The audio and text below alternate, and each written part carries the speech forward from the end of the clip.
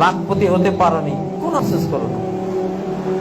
একটা বিল্ডিং এর মালিক হতে পারোনি, কোনো দুঃখ করো না।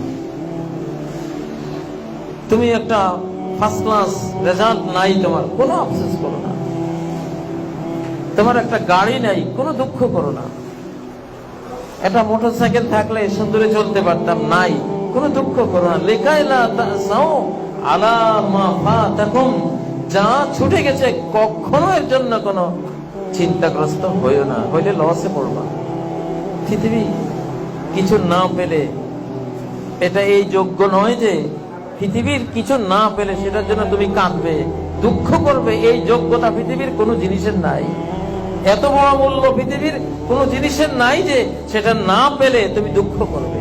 তুমি এত বড় মানুষ, এত বড় মূল্যায়ন তোমার, আশরাফুল মাখলুকাত, কুল মাখলুকাতের চেয়ে তুমি এতটা বড় যে এই পৃথিবীর কিছু না পেলে তুমি একটু দুঃখ করবা। আল্লাহ বলতেছেন তোমার জন্য উচিত হয়, তুমি এর চেয়ে কত বড়।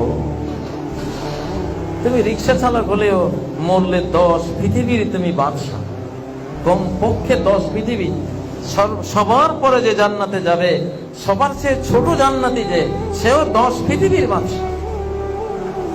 কি হারালে তুমি?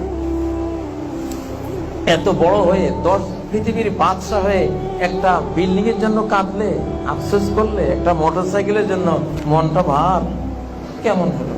তোমার শানে এটা মানায় না।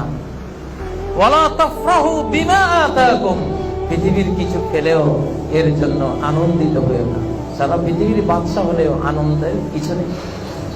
সারা পৃথিবীটা যদি মূল্যায়ন করা হয়, মূল্যায়ন করতে যদি দেয়া হয় ওই আল্লাহর কাছে, যিনি এই পৃথিবীর স্রষ্টা, পৃথিবীর কি মূল্য হতে পারে? পৃথিবীর এক একটা বালুকণা থেকে এক একটা সোনার পাহাড় পর্যন্ত যার সৃষ্টি, সে আল্লাহকে যদি মূল্যায়ন করতে দেয়া হয়, পৃথিবীর মূল্য কত আল্লাহ তাআলা আপনি জানেন। নবীজির মাধ্যমে আল্লাহ জানিয়েছেন একটা মশার ডানার সমানও নয়। মশার ডানার কোনো মূল্য আছে? কোনো মূল্য নাই। মুসলিমরা জাহাজের মতো পানির উপরেই চলে, কিন্তু ভেতরে পানিকে প্রবেশ করতে দেয় না। আমরা দুনিয়ার উপরেই চলব, দুনিয়ার ব্যবসা বাণিজ্য, দুনিয়ার সকল পাওয়ার নিয়ে চলব, কিন্তু দুনিয়াটা অন্তরের ভেতরে ঢুকতে দেব না, মোহগ্রস্ত হব না, দুনিয়ার জন্য পাগল পারা হব না। আপনার মনো জগতে পৃথিবীটা নাথিং থাকবে, দেহের জগতে পৃথিবী আছে, থাকুক।